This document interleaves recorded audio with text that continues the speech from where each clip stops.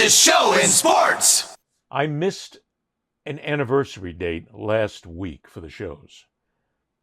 October 16th, 1968, in Mexico City, was a day that changed sport and changed society forever. October 16th, 1968, American Tommy Smith had just won the 200-meter race with a world record time. Fellow American John Carlos finished third. It was a historic day that was just getting started. For a little context here, the games were taking place only months after the assassination of Dr. Martin Luther King Jr. and the Vietnam War protests were picking up.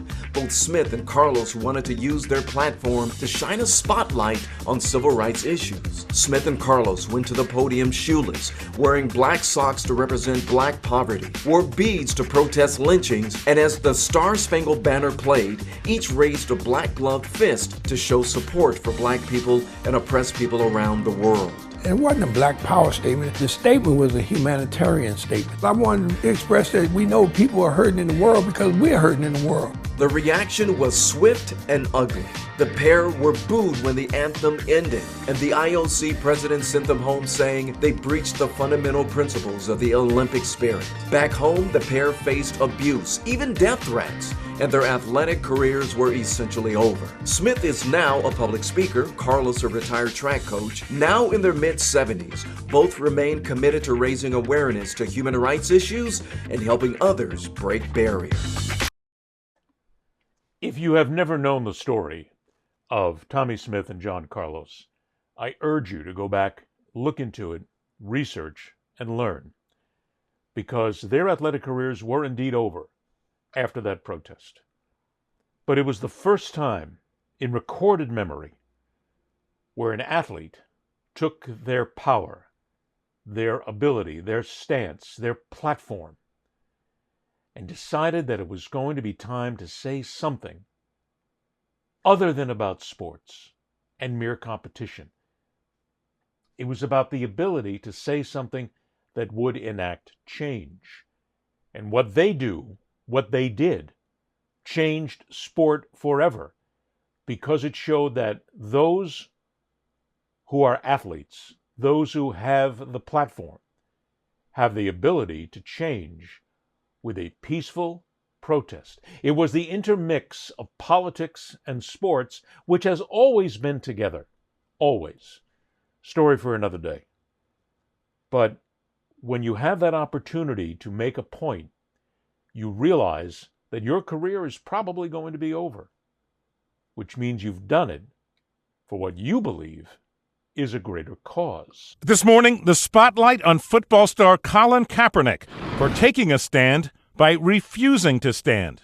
The San Francisco 49ers quarterback remaining seated during the playing of the national anthem at 3 preseason games, a protest, he says, over police brutality against African Americans. Kaepernick saying in an interview, "I am not going to stand up to show pride in a flag for a country that oppresses black people and people of color," adding, "To me, this is bigger than football, and it would be selfish on my part to look the other way." Some fans supporting him, others outraged. I don't think it helps the cause any. It's not hurting anybody.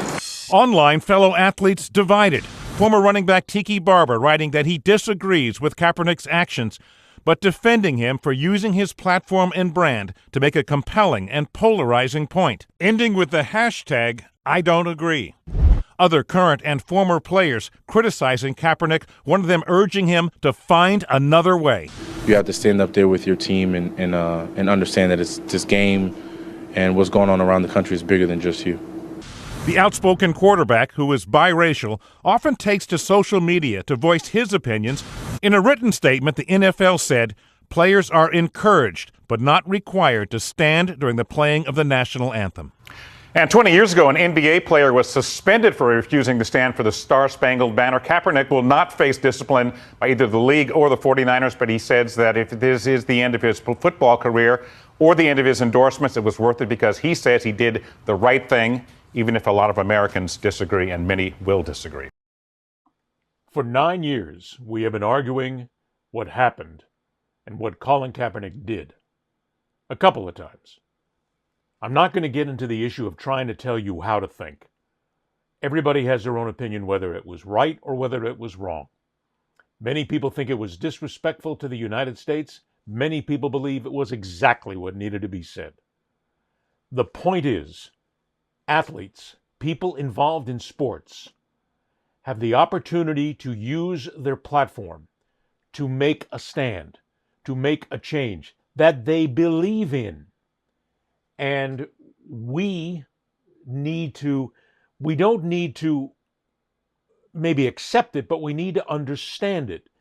There are people out there who will use their fame to move a cause forward. And while in many times we talk about Carlos and Smith, and we talk about Kaepernick and so many others, in our midst right now is a coach who believes that the game is not everything, that there are other things in life to discuss. Steve Kerr is the head coach of the Golden State Warriors. And when the United States citizens got together en masse, some 7 or 8 million people, on a weekend for what they called No King's Day, to protest the American government, Steve Kerr was there. And he has no problem telling you that. I did go. I went to the one at Embarcadero Square. It was beautiful. There were some people out there. And, it was a love fest, music playing, everybody marching peacefully. And everyone I saw 100% loves their country, and as is our country's custom, if you don't agree with what your government is doing, then you peacefully protest, and that's how it should be. We are, the democracy, we the people, and I think it's been proven that there's a lot of sway out there right now, whether it's from the media or political pressure, and so we have to be the ones who can push things forward. And the way to do that is to peacefully protest, make your voice heard. That's what I saw yesterday. It was a beautiful day. Steve Kerr has been excoriated on social media by fans who are angry at him for bringing up the subject of the No King's Day protest at his press conference. Here's the thing. He was asked about it. It's not like Kerr came up and immediately made a political statement at the beginning of his press conference. There was a reporter in the crowd who asked him specifically about it, and that was his answer. His answer was, I went, it was peaceful, these are people who love America, there was no problem there, this is the democracy that we live in, it is the ability that we have to protest. We have that ability.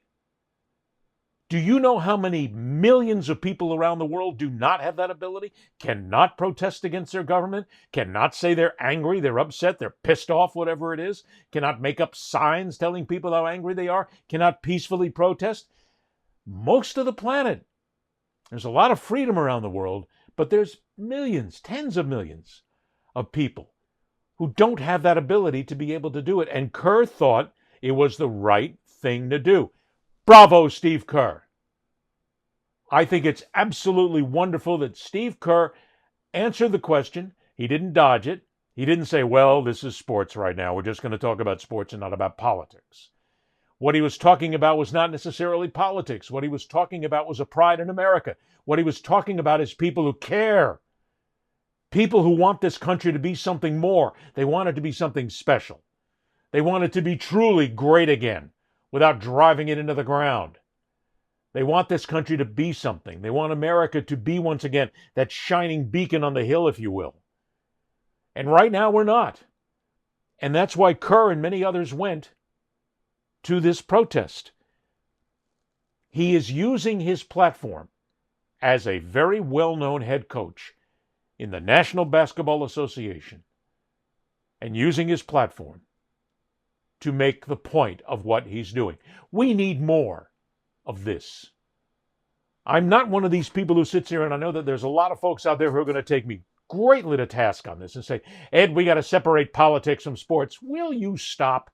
There is no separation of politics from sports. Politics is in sports at every single angle, whether it comes to building an arena, doing a collective bargaining agreement, how players are treated on and off the court, on the ice, on the field. Politics is all around us. It runs sports. We need to understand that it is intertwined, and there is nothing wrong whatsoever with someone who has that platform to come out and say something peaceful, to come out and incite. Hey, you have that right to do it. It's a land of free speech. But that's not something to be honorable. The people who are actually out here trying to push something forward peacefully, that's a great idea. The biggest problem I hear so many times, and I have heard this through my career more times than I can count, is when people go, "Shut up and play." They'll say that to a certain athlete.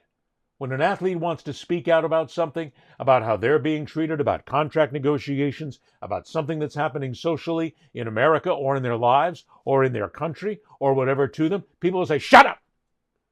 Your job is to play sports. That's it. You're not smart enough to think about anything else. As a matter of fact, you're just another dumb jock. Go ahead and shoot baskets. Go ahead and throw touchdowns, hit home runs, score goals, do whatever you want. But don't tell me anything about politics because you're just an athlete." I've heard that thousands of times. Thousands of times. And it's wrong. It's wrong. They are human beings. They are citizens. They are people of America and people of the world, and they have that right to say something, and they should say something. So when Steve Kerr gets up and talks about it and responds to a question, many times when Steve Kerr has said something that is politically oriented, he is responding to questions because people know he speaks his mind. Good for him. Speak up. We need more athletes, more people, more entertainers, more people with that platform to speak up peacefully, to talk about what's happening in America, to make us better, to push us forward in a positive side. Sports is great. Sports is a wonderful game, is all it is. It's the toy store. And it's great to have it in our lives. It gives us something to root for. But there are so many athletes right now who are supremely intelligent, who are not just basketball players or baseball players or football players or hockey players or soccer players or race car drivers. They have something to say that is positive. And I will counter this by saying that, yes, I know, you have the right of free speech. You have the right to say whatever you want. The ones who come out and say things negative, who incite riots, who have invectives, who drag people along with them, who want to create a problem, I'm not for that at all. I don't want them to speak.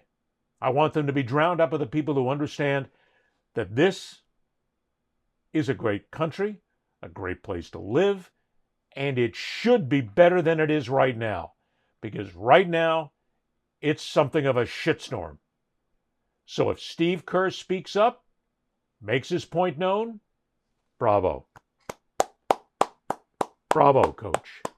Continue to do it and drive other people to do it as well, who maybe don't have your platform, but are able to be part of making a real difference in this country. Ed Berliner, the fastest show in sports.